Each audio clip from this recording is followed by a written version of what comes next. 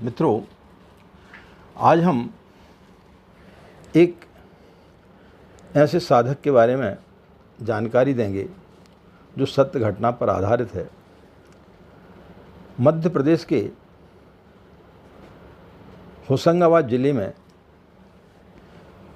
एक छोटा सा कस्बा है, नाम है उसका पलिया पिपरिया। वहाँ पर एक ब्राह्मण परिवार में जन्मे मालगुजार के एक पुत्र थे, उनका नाम था भोजराज प्रसाद। जब वो 15 वर्ष के हुए तो उनके अंदर गायत्री की साधना करने के मन में प्रेरणा आई और वो इधर उधर कई जगह कई लोगों से मिले कि गायत्री की साधना किस प्रकार से की जाए,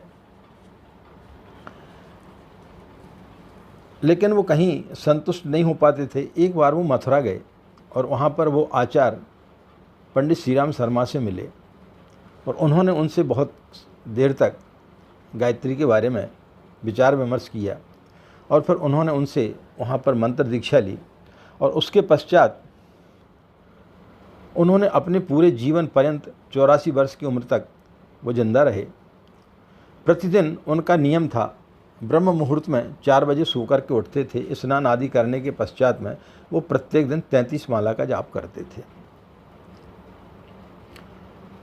किसान थे और उसके पश्चात उनके मन में विचार आया तो उन्होंने फिर कुछ वैद्य का भी उन्होंने पढ़ाई की नागपुर में जा कर के, और फिर वो धीरे धीरे वहाँ के एक बहुत प्रसिद्ध वैद्य के रूप में जाने लगे। सभी लोग उन्हें वैद्यराज के नाम से जानते थे।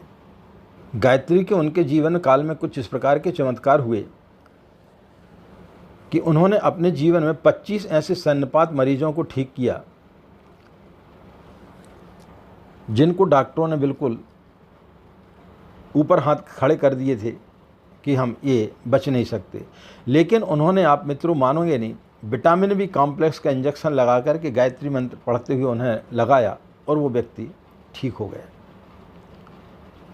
वो चूर्ण चटनी लोगों को दे दिया करते थे और जो ऐसे बीमार व्यक्ति जो कभी बॉम्बे से या दिल्ली से लौट कर के आ जाते थे और डॉक्टर उनको बोल देते थे कि 3 महीने 4 महीने तक जिंदा रहेगा, लेकिन वो ठीक हो जाते थे और कई सालों तक फिर वो जीवित रहे।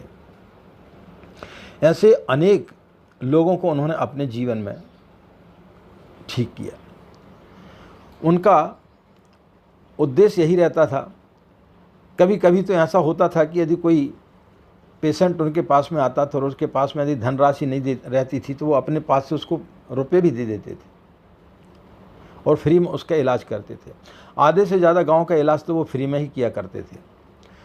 और यदि कोई व्यक्ति ठीक हो गया और उसने यदि इच्छावश उन्हें कुछ ज़्यादा रुपए देने की कोशिश की तो वो कभी भी रुपए ज़्यादा नहीं लेते थे।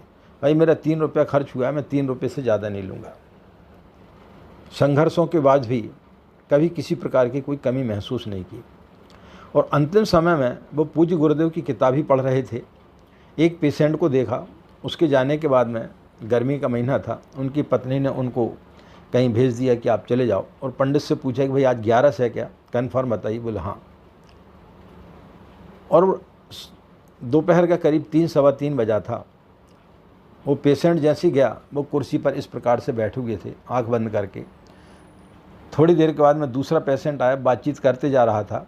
जब उन्होंने देखा कि शायद वैद्यराज जी की नींद लग गई तो उन्होंने उनको दद्दाजी करके थोड़ा हिलाए तो वो अपने प्राण त्याग चुके थे।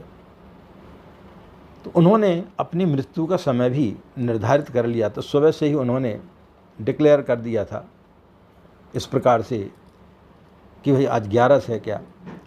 लोग समझ नहीं पाए, लेकिन उन्होंने उस दिन अपने शरीर का त्याग किया।